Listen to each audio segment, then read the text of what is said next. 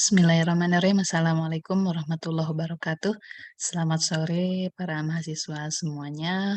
Apa kabar semuanya? Apakah baik-baik saja dan semoga kita semua dalam keadaan baik atau sehat walafiat. Amin.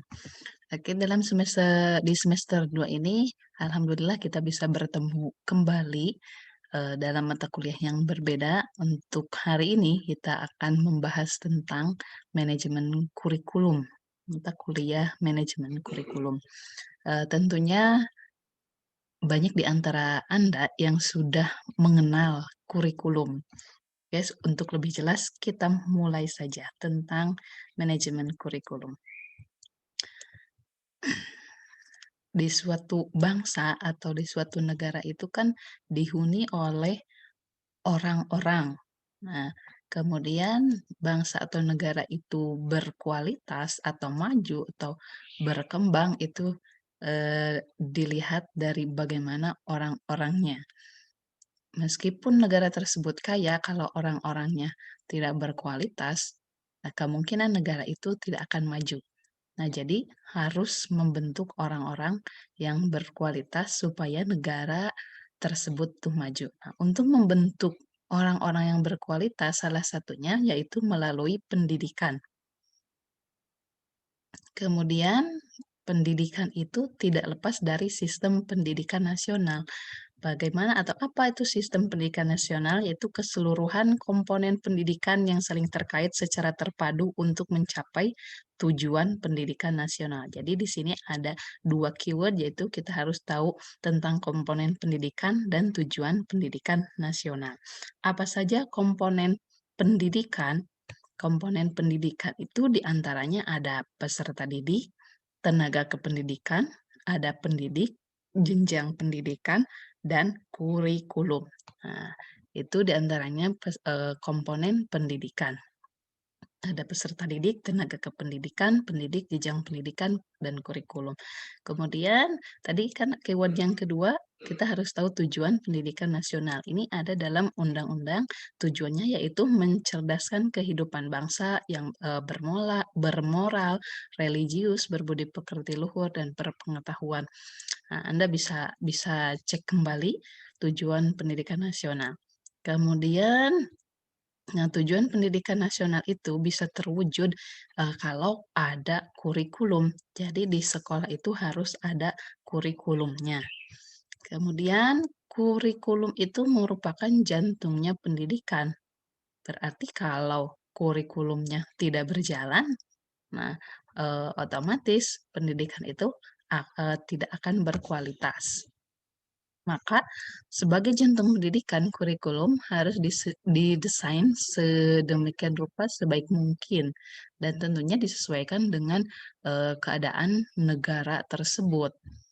Membahas kurikulum itu selalu dikaitkan dengan kualitas pendidikan. Jika logikanya seperti ini, jika kurikulumnya bagus atau baik, maka kualitas pendidikan itu baik juga.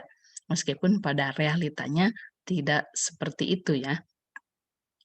Kemudian untuk melihat kualitas pendidikan atau suatu sekolah itu, nah kita bisa melihat dari ini ada indikatornya dalam standar standar nasional pendidikan ada beberapa indikator untuk melihat kualitas suatu pendidikan atau suatu sekolah. Satu dilihat dari standar isi, kedua dilihat dari standar proses, ketiga dilihat dari standar kompetensi lulusan, keempat standar penilaian, kelima standar kependidikan, enam standar sarana dan prasarana, tujuh standar pengelolaan, delapan standar pembiayaan.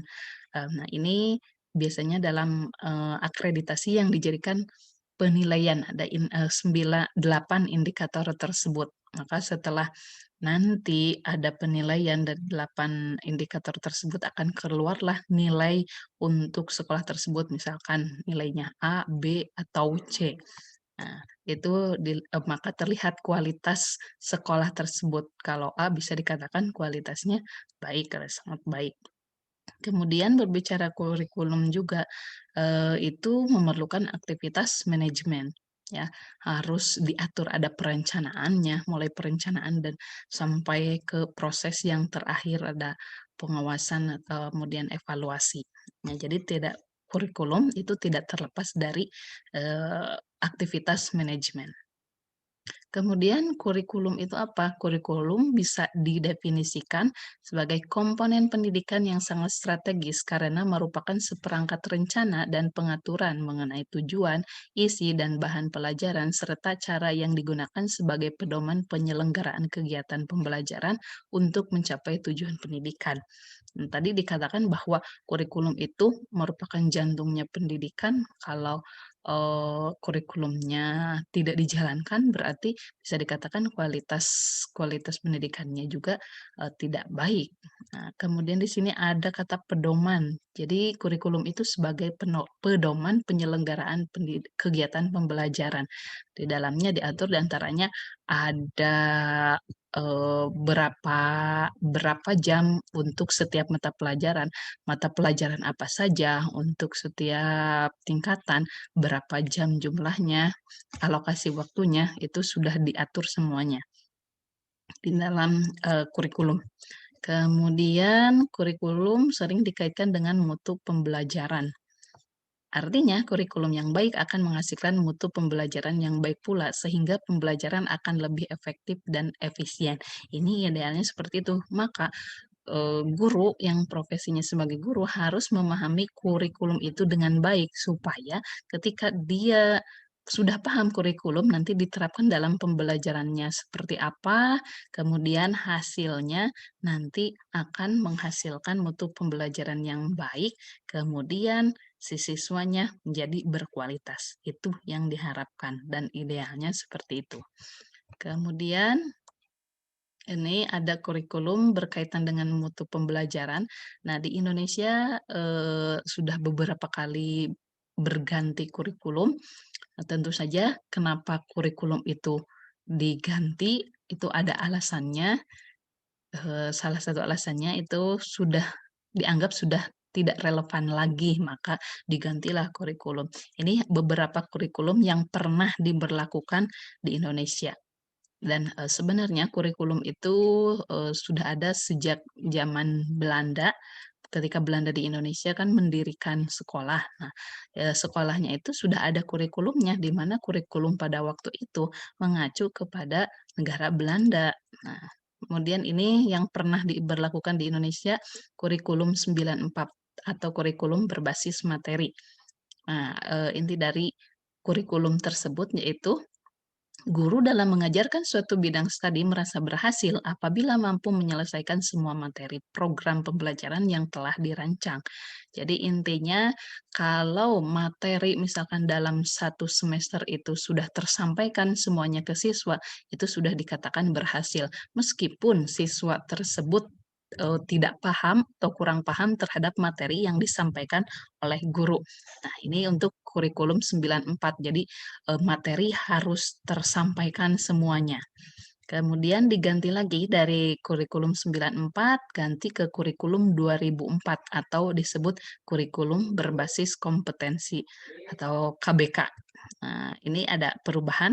Jadi dalam kurikulum 2004 itu maksudnya proses dan hasil yang diukur. Nah, ada pengukurannya dalam proses dan hasil yang, dari kemampuan yang telah dicapai peserta didik, baik secara individu maupun rata-rata kelas. Nah, ada perubahan. Kemudian dari kurikulum 2004 diganti lagi jadi kurikulum 2006 atau terkenalnya dengan KTSP, Kurikulum Tingkat Satuan Pendidikan. Nah, dari 2006 diganti lagi, yaitu kurikulum 2013 yang sampai sekarang masih dipergunakan. Nah, inilah beberapa kurikulum yang pernah dipergunakan di Indonesia, kemudian tidak menutup kemungkinan esok atau lusa, bulan depan atau tahun depan, bisa saja kurikulum diganti lagi. Sampai di sini dulu materinya, mudah-mudahan bisa dipahami. Kemudian saya, mengutip perkataan dari Marian Knaus dalam jurnalnya of Early Childhood Research. Ini kutipannya sangat menarik. Dia berkata, "The successful implementation of a curriculum framework relies not simply on the policy or regulatory practice, but also on educators, their interpretation, knowledge, and understanding of the framework, and their ability to apply it to their pedagogical practices." Nah, sudah paham mungkin ya Anda artinya apa? Jadi kesuksesan dalam mengimplementasikan kurikulum itu tidak simpel pada aturan-aturan, tetapi itu terletak yang paling penting pada, pendidiknya, pada gurunya. Mereka itu harus bisa menginterpretasikan kurikulum, artinya harus paham, kemudian mempunyai pengetahuan tentang kurikulum, understanding harus paham, kemudian yang paling penting mereka bisa menerapkan pemahamannya terhadap kurikulum itu dalam pembelajaran. Nah, itu yang paling penting. Jadi, dapat disimpulkan bahwa desain kurikulum sebagus apapun desain kurikulum, kalau guru-gurunya atau educators-nya tidak memahami, ya, bisa dikatakan percuma. Karena kurikulum yang bagus itu kurikulum meskipun desainnya sederhana, tapi si guru dapat memahami dan menerapkan. Ya, lebih bagus lagi, desain kurikulumnya bagus, si guru sebagai edukator yang berinteraksi langsung dengan murid itu memahami kurikulum dan menerapkannya. Nah, karena dengan begitu diharapkan, menghasilkan peserta didik yang berkualitas, yang mampu bersaing dan menjadikan negara ini menjadi negara yang maju. Oke, terima kasih atas perhatiannya. See you next week. Assalamualaikum warahmatullahi wabarakatuh.